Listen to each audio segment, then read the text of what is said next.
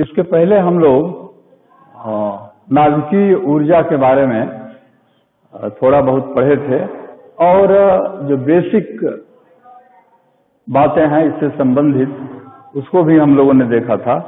तो कल ये भी देखा था कि इस नाभिकीय ऊर्जा के लिए दो चीजें हैं, एक तो फिशन, दूसरा फ्यूजन। तो फिशन के बारे में, नाभिकीय फिशन के बारे में हम लोग बातचीत करेंगे। तो नाभिकीय फिशन करके एक नाभि को दो टुकड़ों में बांटा जाए, तोड़ा जाए, तो जो ऊर्जा प्राप्त होगी उसको हम लोग कहेंगे कि ये नाभिकीय विघटन के द्वारा ऊर्जा प्राप्त हो रही है। और अगर आपको याद है उस दिन का ग्राफ हम लोग थोड़ा सा याद करते हैं तो देख रहे हैं कि जब A की वैल्यू, एटॉमिक मास का वैल्यू ज्यादा है, करीब 200 से आसपास है या 200 से ज्यादा है, तो इसकी बाइंडिंग एनर्जी 7 और 8 के बीच में है। अगर इसको तोड़ करके ऐसे दो न्यूक्लियाई आ जाएं जिनका कि एटॉमिक मास इसके आसपास पड़ता है, तो हम देख रहे हैं कि इसकी बाइंडिंग एनर्जी 8.5 के आसपास है। तो इस तरह से अगर इस न्यूक्लियस को दो भाग में तोड़ा जाए तो हमको काफी एनर्जी मिलेगी एक नाभि से। और इसी प्रक्रिया को या इसी प्रोसेस को हम लोग कहते हैं नाभिकीय विघटन, यानी न्यूक्लियर फिशन। तो न्यूक्लियर फिशन का अर्थ क्या है कि एक बड़े जिसका एटॉमिक मास ज्यादा है, जैसे इसमें यूरेनियम है 238, इसको किसी तरह से विघटित कर दिया जाए, इसको मतलब इसके न्यूक्लियस को विघटित किया जाए। और ये हो सकता है अगर इस पर न्यूट्रॉन का बम्बार्ड किया जाए, तो हम देख रहे हैं कि इस तरह का रिएक्शन होगा और barium, krypton as byproduct फिर 3 न्यूट्रॉन बनेंगे और कुछ एनर्जी स्वाभाविक रूप से बनेगी या निकलेगी कुछ एनर्जी। एक और दूसरा है आइसोटोप U-235, इसके साथ भी हम यही कर रहे हैं, एक न्यूट्रॉन से इसका रिएक्शन करवाते हैं, तो बेरियम, क्रिप्टॉन, फिर न्यूट्रॉन और फिर कुछ ऊर्जा बनती है। और ऐसा आवश्यक नहीं है कि हमेशा हर रिएक्शन में बेरियम, क्रिप्टॉन ही आएगा, इसके बीच में पड़ने वाले बहुत सारे एलिमेंट्स हैं, तो उसके न्यूक्लियाई बन सकते हैं, जैसे ये है, ये है, ये है, एक्सेट्रा। तो इसको हम लोग कहते हैं न्यूक्लियर फिशन, या इसको हम कहेंगे नाभिकीय विघटन। और इस प्रकार जो ऊर्जा प्राप्त है उसकी मात्रा ज्यादा है। हम लोग इसको अभी निकालेंगे, देखेंगे कि यूरेनियम के 1 ग्राम से या एक न्यूक्लियस को तोड़ने से कितनी एनर्जी मिलती है। ठीक है। और इस बात को याद रखना है कि कोई आवश्यक नहीं है कि केवल बेरियम, क्रिप्टॉन ही बनेगा, दूसरे भी इस तरह के एलिमेंट्स बनेंगे। और हमारे पास, हमारी प्रकृति में, नेचर में यूरेनियम के 2 आइसोटोप पाए जाते हैं मुख्य रूप से। एक तो है U-238 जो 99.3% पाया जाता है इन द नेचर, और ये U-235 0.7% पाया जाता है।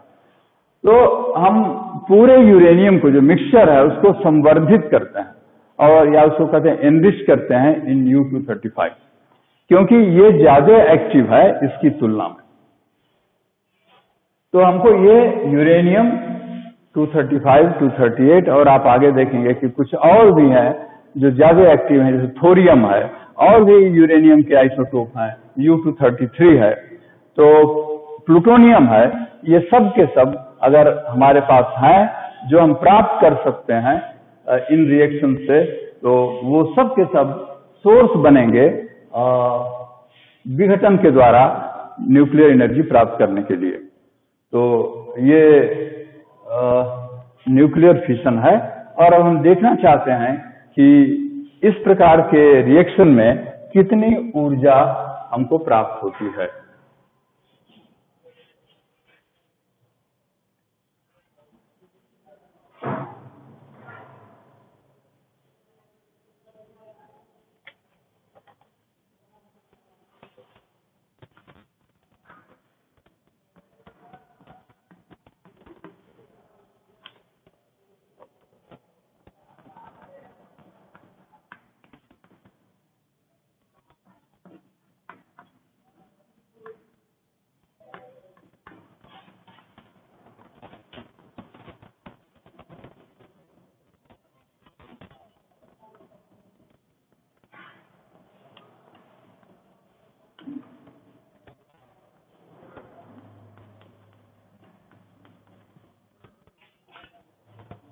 ये है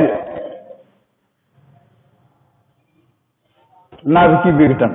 इस नाभिकीय विघटन में इधर यह है यूरेनियम और 3 न्यूट्रॉन, इधर बेरियम, क्रिप्टॉन, न्यूट्रॉन, फिर कुछ ऊर्जा। ये ऊर्जा हमको मालूम करना है कितनी ऊर्जा, और इस ऊर्जा को मालूम करने के लिए हमारे पास रास्ता क्या है, आइंस्टीन का वो इक्वेशन। इधर का मास मालूम करें, इधर का मास मालूम करें और देखें कि कितना मास कम हो गया और उसको फिर एनर्जी में बदल देंगे। तो इधर का मास आप अपनी किताब से भी डाटा ले सकते हैं। इसका मास है 234.99 atomic mass unit, AMU।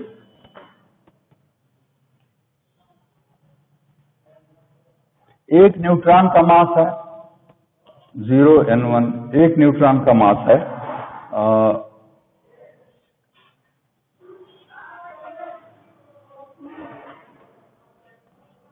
1.01 AMU। इन दोनों को जोड़ देते हैं तो ये होगा 236.00।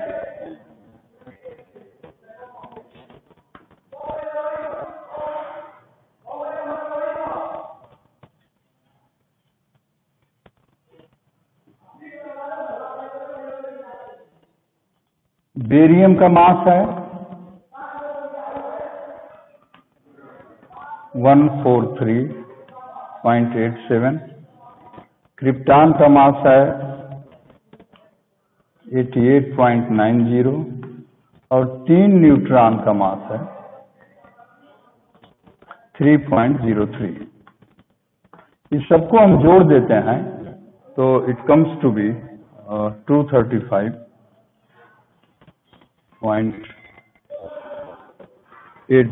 AMU।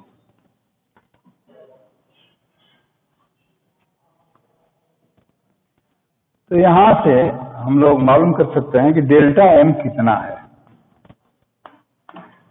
तो डेल्टा M कितना होगा, इसमें से इसको माइनस कर दें तो डेल्टा M हो गया, डेल्टा M आएगा 0.20 AMU।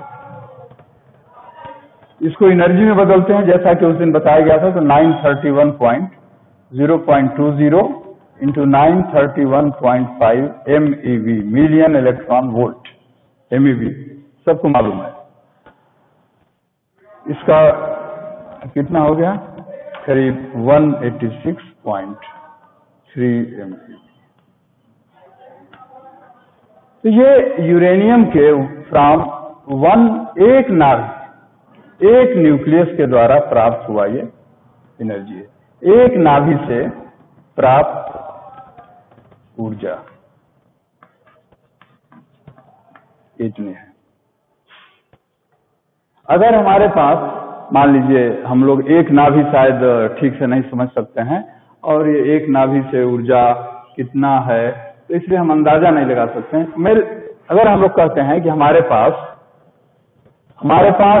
1 ग्राम यूरेनियम है, 1 ग्राम यूरेनियम है, तो इससे कितनी ऊर्जा मिलेगी, इससे जो प्राप्त ऊर्जा है वो कितनी होगी। तो हम लोग एवोगाड्रो का जो नियम है उसका इस्तेमाल करके ये देख सकते हैं कि 1 ग्राम में नाभि की संख्या कितनी होगी, 1 ग्राम में कितने नाभि होंगे, ये एवोगाड्रो नंबर है इंटू 10⁻23 CGS में, तो बाई 235 ग्राम। इतने नाभि 1 ग्राम में इतने नंबर ऑफ न्यूक्लियस इतने होंगे। तो इस 1 ग्राम से ऊर्जा कितने मिलेगी, एक नाभि से इतनी ऊर्जा मिलती है। तो इतने जो नाभि हैं तो कितनी ऊर्जा मिलेगी, जस्ट मल्टीप्लाई, केवल हम लोग गुणा कर देंगे तो ये आएगा 10⁻23 235 इंटू 186.3 MEV, और ये करीब आएगा 4.76 इंटू 10⁻23 MeV। तो हम देख रहे हैं कि 1 ग्राम यूरेनियम U-235 से जो हमको ऊर्जा मिल रही है वो बहुत ही ज्यादा है, 4.76 इंटू 10⁻23 MeV।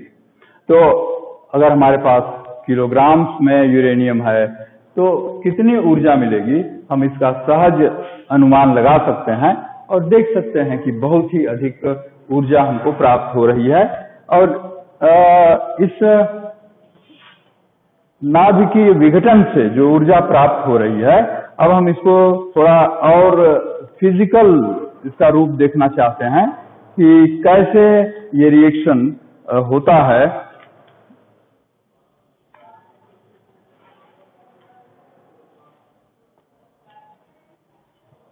तो ये देखा गया है, हम लोग इस तरफ से भी थोड़ा बिना रिएक्शन लिखे हुए एक इसका भौतिक रूप देख सकते हैं।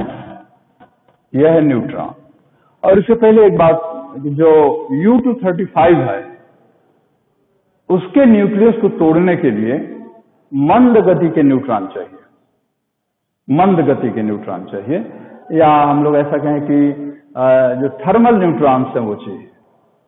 और जो U-238 है उसको रिएक्ट करने के लिए, उसके न्यूक्लियस को तोड़ने के लिए फास्ट मूविंग न्यूट्रॉन चाहिए, जो बहुत तेज न्यूट्रॉन चल रहे हों वो चाहिए। अन्यथा अगर मंद गति के या कम गति के न्यूट्रॉन हैं तो वो U-238 को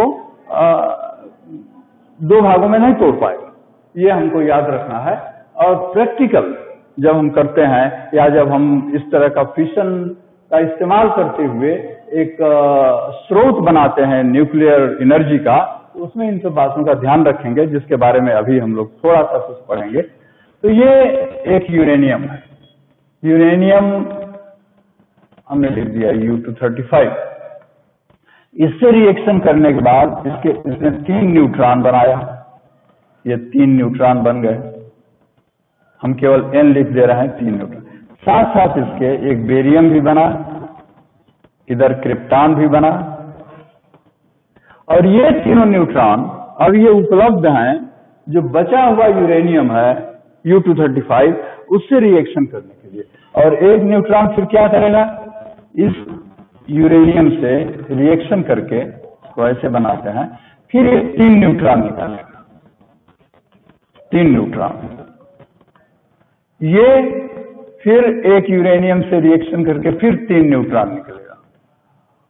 ये एक यूरेनियम से रिएक्शन करके 3 न्यूट्रॉन निकलेगा। और ये बेरियम क्रिप्टॉन ये सब तो निकलते ही रहेंगे। इसको मैं छोड़ देता हूं, ये निकलते रहेंगे। अब कितने हो गए, 3। फिर ये जो है इनके लिए ये फिर यूरेनियम उपलब्ध है, फिर एक अगला रिएक्शन करने के लिए। इससे क्या होगा, फिर 3, इससे क्या होगा, फिर 3, इससे फिर 3, फिर 3, और इसी तरह से इससे भी। तो हमको क्या दिख रहा है, एक चेन रिएक्शन, एक श्रृंखला क्रिया शुरू है और ये बढ़ते ही चला जाएगा। और ये तब तक चलता रहेगा जब तक ये पूरा यूरेनियम समाप्त न हो जाए, या न्यूट्रॉन्स की संख्या खत्म न हो जाए, या न्यूट्रॉन्स की उपलब्धता खत्म न हो जाए, तब तक ये रिएक्शन चलता रहेगा। इसको हम लोग कहते हैं अनकंट्रोल्ड चेन रिएक्शन।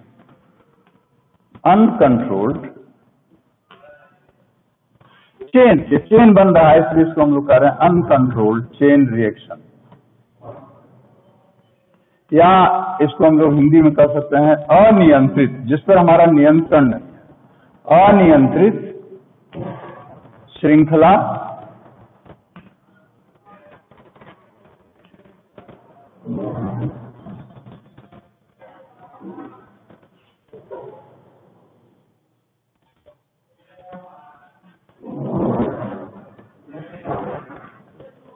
ये अनियंत्रित है, इस पर हमारा कोई कंट्रोल नहीं है। और जो एनर्जी है वो बहुत ही ज्यादा एनर्जी निकलेगी। एनर्जी जो है वो फिर ये न्यूट्रॉन की गति जाते हैं, तो ये इसकी काइनेटिक एनर्जी वातावरण के चारों तरफ अगर ओपन में है तो जितने भी चीजें हैं उनको गतिज ऊर्जा मिलेगी।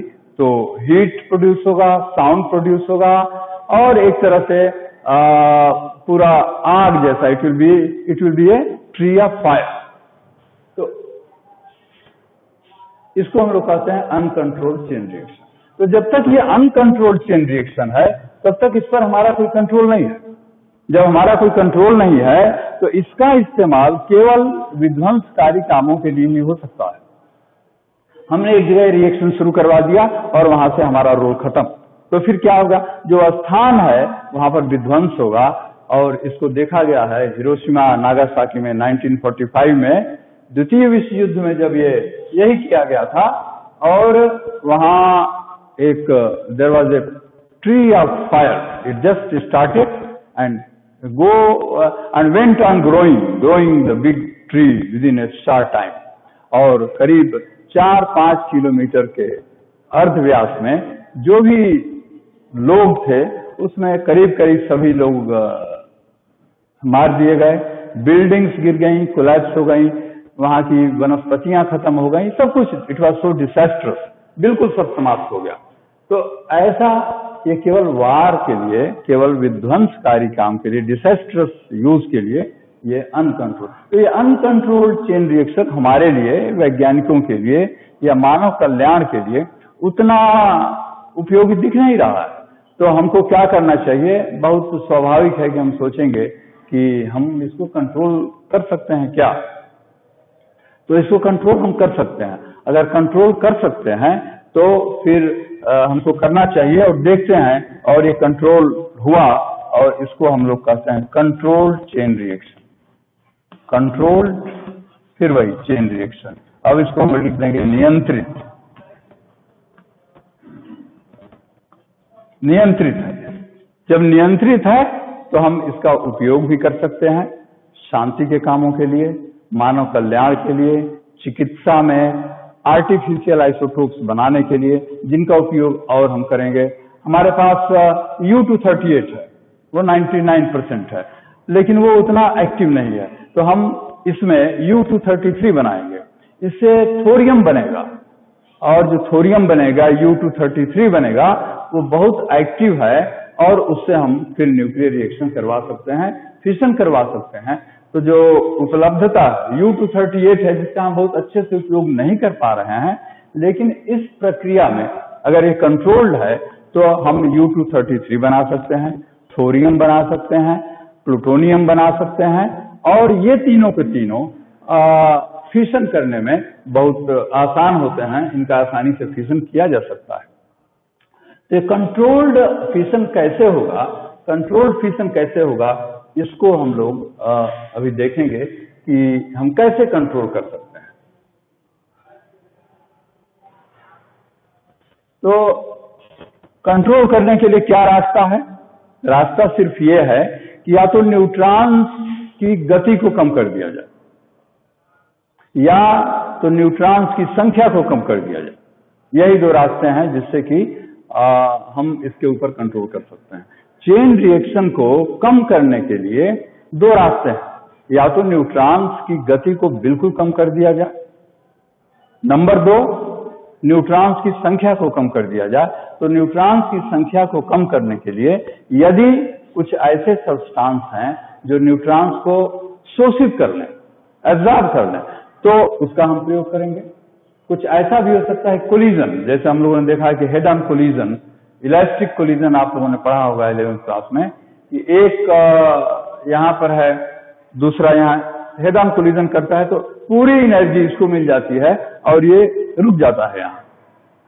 तो ऐसा कोलिजन इस न्यूट्रॉन्स का प्रोटॉन के साथ हो सकता है, हाइड्रोजन न्यूक्लियस के साथ हो सकता है। तो ऐसा होने पर क्या होगा, न्यूट्रॉन की गति 0 हो जाएगी, न्यूट्रॉन बिल्कुल रुक जाएगा।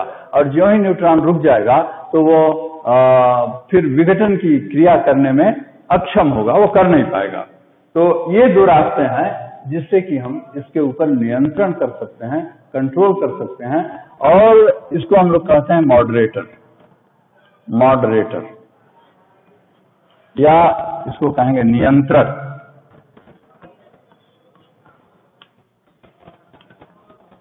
मॉडरेटर में क्या क्या हो सकता है?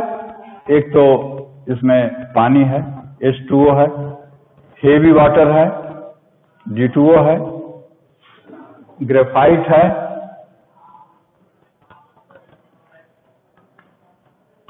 और भी बहुत सारे हैं जिनकी मदद लेकर के हम इसकी गति को, माने विघटन जो न्यूक्लियर फिशन है, इसकी जो गति है, इसकी जो तीव्रता है, उसको हम कम ज्यादा या अपने हिसाब से कर सकते हैं, उसको हम कहते हैं मॉडरेटर। तो मॉडरेटर का बहुत रोल है। जो हमारे यहाँ न्यूक्लियर रिएक्टर्स हैं, और बॉम्बे में जो सबसे पहला nuclear reactor doctor H J Bhabha ने शुरू कराया था, तो उसमें water is used as moderator. और उसके बाद भाभा एटॉमिक रिसर्च सेंटर में भी जो मॉडरेटर है वो वाटर। और उसके बाद जितने भी रिएक्टर्स भारत में स्थापित हुए, उसमें हम लोगों ने ज्यादातर हेवी वाटर का इस्तेमाल किया है। हेवी वाटर को एज ए मॉडरेटर इस्तेमाल किया गया है। तो आप इस तरह से समझ सकते हैं कि एक मॉडरेटर है, दिस इज ए मॉडरेटर, ये मॉडरेटर है। और इधर से जो 3 न्यूट्रॉन आ रहे थे, इसने क्या किया, एक को केवल अब 2 ही न्यूट्रॉन है। फिर यहां मॉडरेटर अगर लगा दिए तो फिर एक ही न्यूट्रॉन निकल रहा है। तो और ये न्यूट्रॉन अगर 3 से रिएक्शन करता है, 3 जाते हैं तो इनको एब्जॉर्ब कर लिया। और यहां से तो जो इसमें इतने इलेक्ट्रॉन्स थे, केवल अब 2 ही न्यूट्रॉन हैं। और collision with the hydrogen nuclei, collision with the protons, electric collision. जैसे हमको मालूम है कि अगर यहाँ से एक कोलिजन इस तरह से होता है, हेड ऑन कोलिजन, ये 1 है, ये 2 है, तो ये 1 यहाँ पर आ जाएगा और 2 जो है 2 will move with the same speed, its speed is v। तो यहाँ पर क्या है, ये न्यूट्रॉन, प्रोटॉन है, ये है न्यूट्रॉन, ये क्या है, प्रोटॉन। तो क्या हुआ, न्यूट्रॉन की गति 0 हो जाएगी और प्रोटॉन फिर चलने लगेगा। तो न्यूट्रॉन को हम लोगों ने रोक दिया। तो इसी को हम कहते हैं मॉडरेटर। और मॉडरेटर की बहुत भूमिका है। तो इसको हम कहते हैं नियंत्रित श्रृंखला अभिक्रिया। इसको कहेंगे नियंत्रित श्रृंखला अभिक्रिया, क्योंकि हमने न्यूट्रॉन्स की संख्या को नियंत्रित कर दिया। और इसकी संख्या नियंत्रित करने से पूरी प्रक्रिया, पूरी अभिक्रिया, जो रिएक्शन है, वो भी हमारे कंट्रोल में हो गया। तो ये है मॉडरेटर। अब हम देखते हैं कि इस न्यूक्लियर फिशन को एक संयंत्र की तरह से स्थापित करके हम न्यूक्लियर एनर्जी पैदा कर सकते हैं। और उस न्यूक्लियर एनर्जी का इस्तेमाल बिजली बनाने में, रिसर्च करने में, और भी बहुत सारे काम हैं जो हमारे उपयोग में आ सकते हैं, हमारे लिए कल्याणकारी हो सकते हैं, उसका उपयोग हम कर सकते हैं। जितने भी रेडियो एक्टिव आइसोटोप्स हैं बना सकते हैं। और रेडियो एक्टिव आइसोटोप्स का मेडिकल वर्ल्ड में बहुत ही इस्तेमाल है। हम इसको और रिसर्च करते हैं, और रिसर्च करने में फिर फिशन का जो controlled Bhabha atomic research centre में भी जो रिसर्च है, और खासतौर पर इसी से है। फिर एक टर्म है के का मतलब क्या है, ये न्यूट्रॉन कितना उत्पन्न हो रहा है, कितना आगे बढ़ रहा है, इसकी संख्या कितनी बढ़ रही है, उसका रेशियो है। जैसे अभी एक लाइन खींच देते हैं, इसके बाद कितने न्यूट्रॉन आ गए, पहले कितने न्यूट्रॉन थे, पहले अगर न्यूट्रॉन n1 थे, बाद में आ गए न्यूट्रॉन n2, तो n2/n1, this is a ratio of the neutrons after some time and before some time. तो उसी को हम कहते हैं के। और ये के अगर 1 से ज्यादा है, इसको ये बहुत क्रिटिकल है, ये क्रिटिकल है। अगर के का वैल्यू 1 है या लेस देन 1 है, तब तो हम सुरक्षित हैं, अच्छे से हमारा रिएक्टर चल रहा है और हमारा इसके ऊपर पूरा कंट्रोल है। जो ही अगर के 1 से ज्यादा हो जाता है, तो फिर ये अलार्मिंग सिचुएशन है। और उस समय हमको तुरंत ध्यान रखना पड़ेगा कि के को हम 1 के बराबर ले आए। 1 के बराबर ले आएंगे तब ये कंट्रोल होगा। और जो ही के जो है 1 से ज्यादा होगा तो कंट्रोल नहीं होगा, और फिर हम उसका उपयोग नहीं कर पाएंगे। इसको कहते हैं न्यूट्रॉन उत्पादक रेशियो, या न्यूट्रॉन के उत्पन्न होने का ये अनुपात है। अब देखिए, न्यूक्लियर रिएक्टर,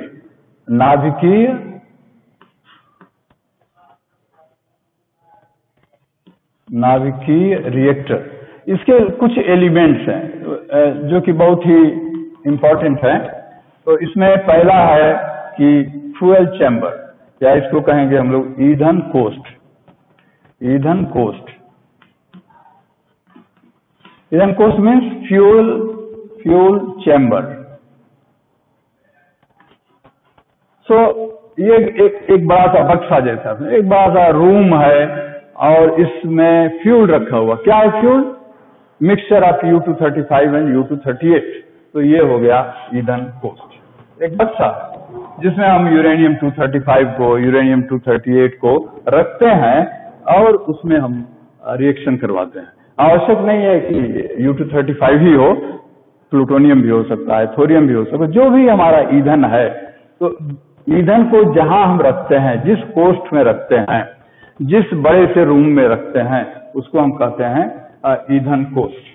और इस ईंधन कोष्ठ में हमको ये भी इंतजाम रहता है कि न्यूट्रॉन्स भी पैदा किया जाए और इस न्यूट्रॉन से रिएक्शन कराया जाए। और ये न्यूट्रॉन 3 तरह के हैं। पहला हमने कहा तापीय मतलब मॉडरेट इलेक्ट्रॉन्स, तापीय न्यूट्रॉन। और दूसरा है अल्पतापीय, इसकी वेलोसिटी बहुत कम है, अल्पतापीय। और तीसरा है तीव्रगामी फास्ट मूविंग न्यूट्रॉन्स। तो 3 तरह के न्यूट्रॉन्स हमारे इस कोष्ठ में हैं।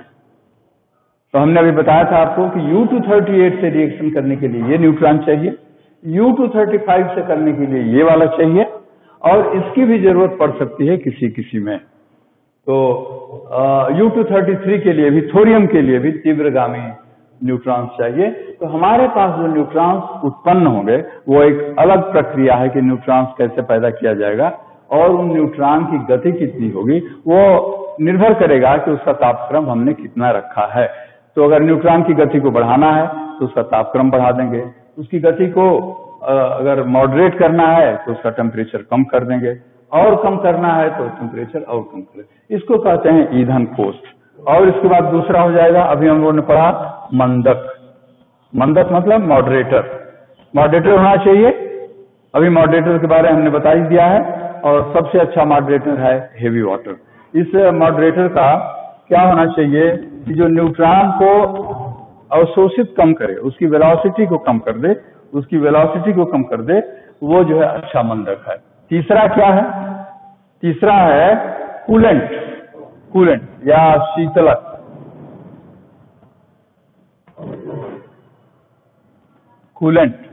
ये कूलेंट क्या है? कार्बन डाइऑक्साइड का पाइप है, वाटर का पाइप है, मरकरी का पाइप है, जो जैसी सुविधा हो तो उस पाइप को हम इसके अंदर से, कोष्ठ के अंदर से बाहर से घुमाते हुए ले जाते हैं। तो ये पूरा, अगर पानी का है तो पानी बहुत गर्म हो जाएगा, और फिर इसको हम दूसरी जगह ले जाएंगे और पानी को भाप बनाएंगे और भाप से टरबाइन चलेगा। मरकरी है, कार्बन डाइऑक्साइड है, ये सब बहुत ही इमेंसली हीट हो जाएंगे, तो इनको फिर दूसरी जगह ले जाएंगे और जहां पानी है, पानी को वाष्प में बदलेंगे और फिर इस वाष्प से हम टरबाइन को चलाएंगे। तो ये शीतलक है, कूलेंट। उससे क्या होगा? इस ईंधन कोष्ठ जो है वो ठंडा भी होगा, क्योंकि इसकी गर्मी को निकाल रहा है। इसकी हीट एनर्जी को हम कंटिन्यूअसली ट्रांसफर करते जा रहे हैं। कहाँ ट्रांसफर करते जा रहे हैं? पानी को ले जाते हैं जहां पानी है, और उस पानी को भाप बनाते हैं, फिर भाप से बिजली बनाते हैं, यानी टरबाइन चलाते हैं। तो ये और उसके बाद एक है, शीतलक के बाद एक नियंत्रक भी है, कंट्रोलर।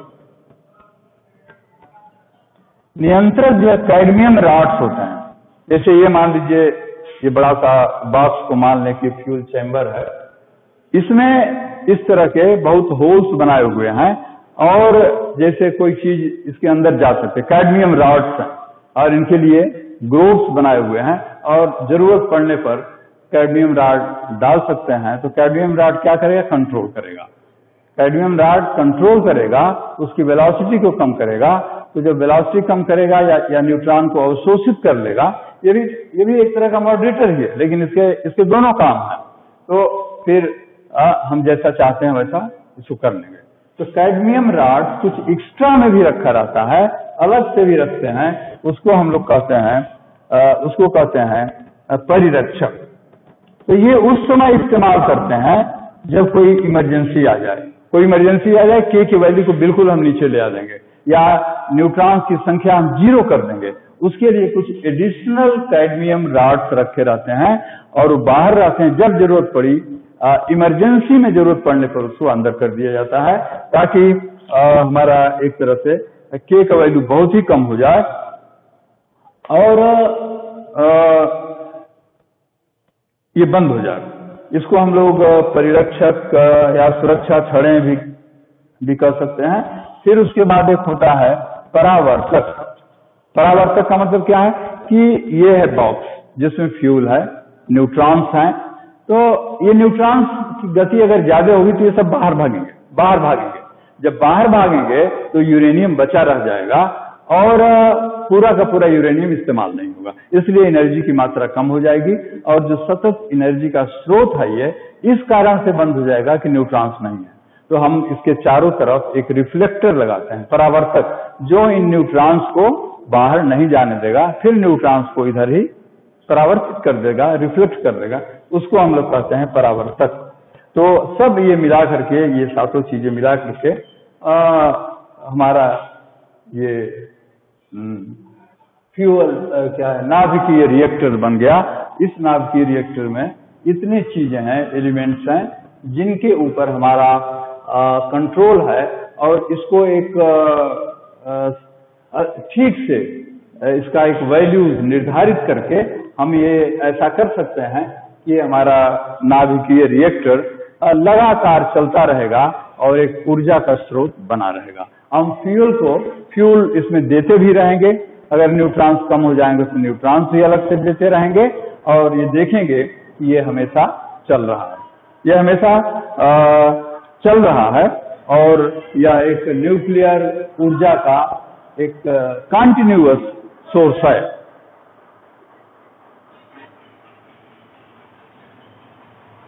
इसका उपयोग हम किन कामों के लिए कर सकते हैं? इसका उपयोग है कि हमको न्यूट्रॉन की जरूरत पड़ती है रिसर्च के लिए, बहुत जगह न्यूट्रॉन्स की जरूरत पड़ती है। आपने शायद चार्डविक का भी देखा होगा, चार्डविक का नाम सुना होगा। तो पहला तो इसका उपयोग यह है, इससे तो इसका बहुआयामी उपयोग है और मुख्य रूप से जो उपयोग है वार के लिए ही है। जैसा कल मैंने कहा था कि वार ही इसका मुख्य उद्देश्य है न्यूक्लियर एनर्जी का, लेकिन हम इसको और भी न्यूट्रॉन्स हमको चाहिए न्यूट्रॉन्स पैदा करने के लिए।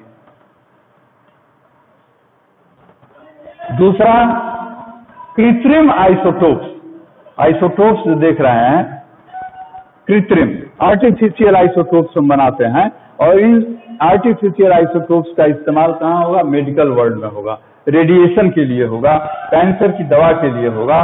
और फिर हमको और फ्यूल चाहिए जैसे प्लूटोनियम 239, U-238 भी बनाने के काम ये रिएक्टर आता है। और चौथा, बिजली बनाने के काम आता है, इससे हम बिजली भी बनाते हैं, बिजली बनाने के काम आता है, जिसकी चर्चा मैं बार बार कर रहा था कि टरबाइन को घुमाने के लिए भाप का इस्तेमाल करते हैं। और पांचवा है कि रिसर्च के काम आता है, शोध के काम में, हमको शोध कार्य में इसका उपयोग करते हैं।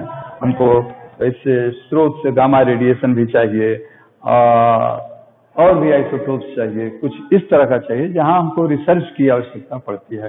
तो ये हुआ फिशन, जिसमें आपने देखा कि फिशन का इस्तेमाल करके हम एक एनर्जी का स्रोत, नाभिकीय ऊर्जा का स्रोत स्थापित कर सकते हैं। और हमारे देश में सबको मालूम, आप इस बात का पता करिए कि हमारे देश में किन किन स्थानों पर, बॉम्बे में और कहाँ, जर्लीना, अप्सरा, एक दो मैं नाम आपको बता दे रहा हूँ, राजस्थान में है। पता करिए कि कहाँ ऐसे संयंत्र लगे हुए हैं और उन संयंत्रों में किस जगह कौन सा मॉडरेटर इस्तेमाल किया जाता है।